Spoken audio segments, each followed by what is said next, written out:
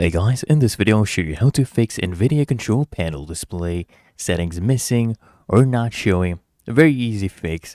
First thing I want you to do is just go ahead and search up services. Open it up and then just scroll down until you see all the NVIDIA options.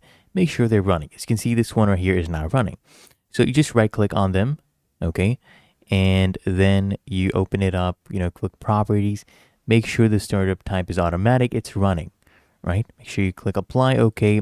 Let me show you the other one. This one was not running. So it was set up as manual. So change it to automatic. Okay. Click on apply, click on okay. It should automatically start. But if it doesn't, you just right click on it and then you click on start or you click on restart. And now you can see all of them are running. You can close this up, go to device manager. Okay. And under display adapters, you'll find your graphics card. Just right click on it, disable the device. Okay, and then re-enable it.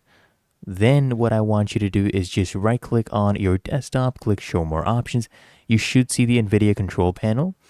And if you don't see it, then you just restart your device. Okay, so right now as you can see it is available. And you can just go ahead and change your 3D settings. You can change it to high performance NVIDIA processor. And of course, if it's not showing, just restart your device. Should fix all your issues after you've done all the other steps. If you found this helpful, make sure you smash that like button and subscribe to Quick Fix.